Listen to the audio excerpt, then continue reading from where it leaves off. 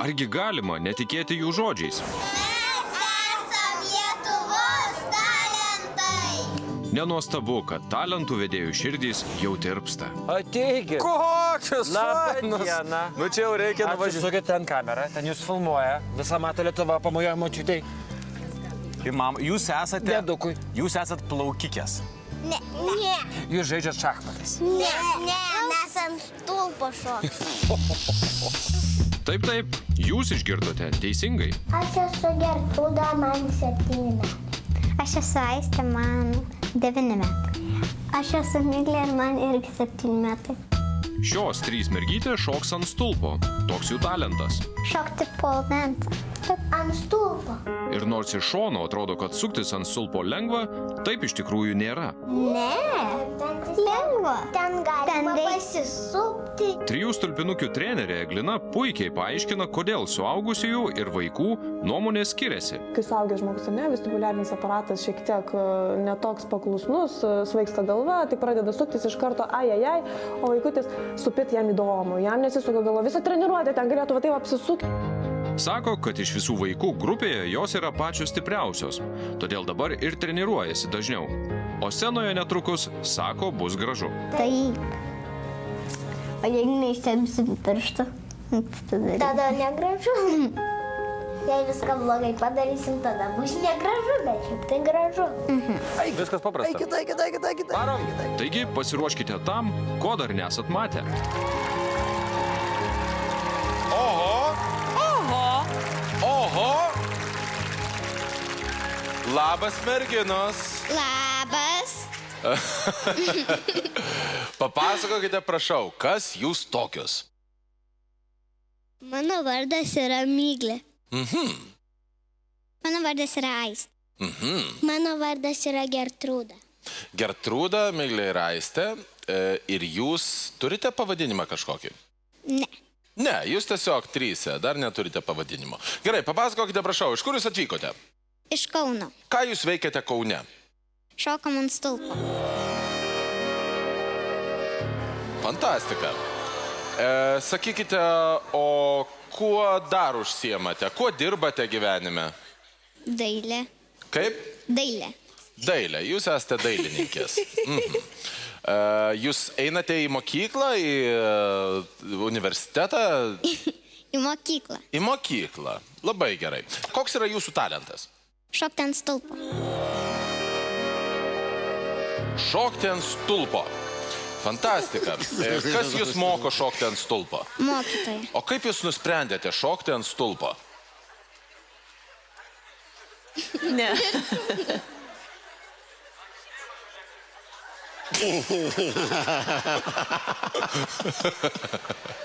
Aš pradėjau šokti ant stulpo, kai man mama pasakė, aš vieną kartą pabandžiau ir man patiko ir aš jau šokau. Fantastika. Šaunuolė. Fantastika.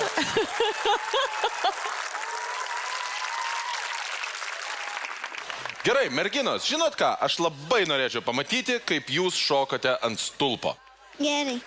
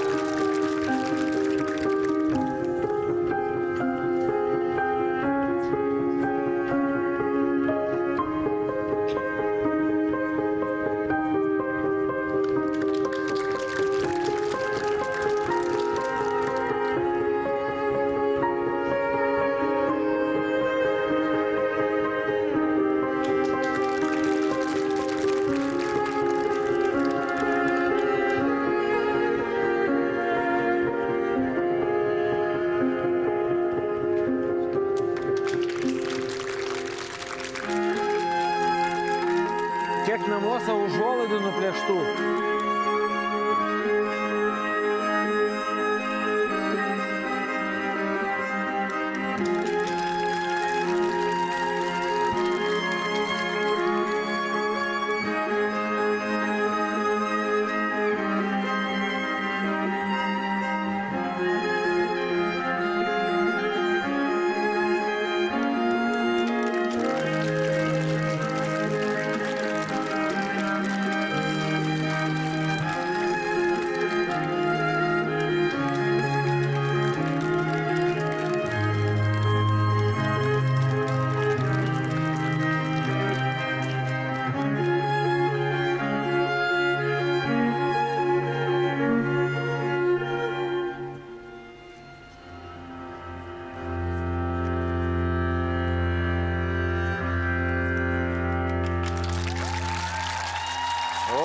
Šašlykas išėjo, žiūrėk. Niekada nemačiau, kaip tai daro vaikai. Įprastai matom, kaip tai daro suaugusios moterys. Jausmas žiūrint į jūs yra kitoks. Tai yra labai gražu, labai stipru, jūs turit labai stiprias rankas, kuriuom laikotės įsitvėrusios, bet tuo pačiu atrodo tokios trapios ir taip lengvai jums viskas pavyksta. Jūs labai gražiai sušokot, labai gražiai pasirodyt. Ačiū Jums. Ačiū. Tai aš taip pat sužavėtas, aš supratau, kaip viskas dabar pasaulyje vyksta, vaikų pasaulyje, nes mergaitės šoka ant stulpo, o berniukai šoka ant rago. Taip yra viskas sudėliota. Šiaip tiesą sakant, aš irgi šiek tiek nustebęs buvau, kad jūs pasirinko tokį žanrą, bet po to, ką pamačiau, aš labai rimtai galvoju, kad reikia kreiptis į bet kurią miestelio savivaldybę ir sakyti, nereikia mums jokių stadionų, nestatykit, bet kiekvienoj vaikų žaidimo aikšteliai turi stovėti stulpas.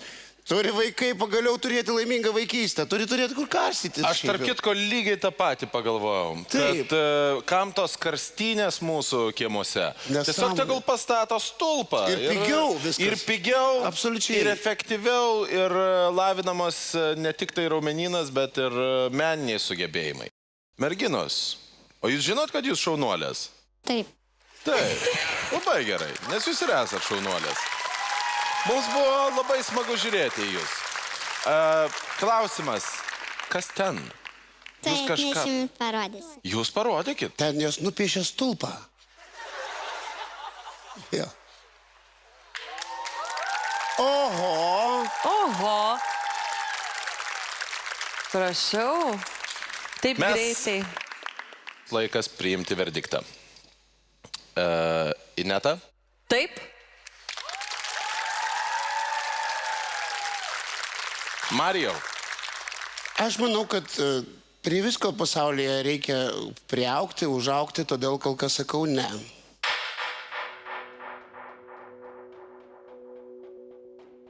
Mergytės, jūs visiškai tobulos esate. Tačiau mes norėtume, kad jūs dar šiek tiek paaugtumėt ir dar šiek tiek geresnės būtumėt. Ir tada kitas etapas bus jūsų. Kol kas aš sakau ne, bet labai ačiū, kad jūs apsilankėte mūsų laidoje. Ačiū. Dėkui.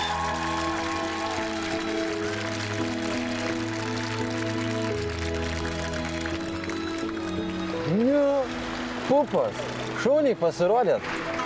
Labai gražu buvo. Tai kas čia įvyko?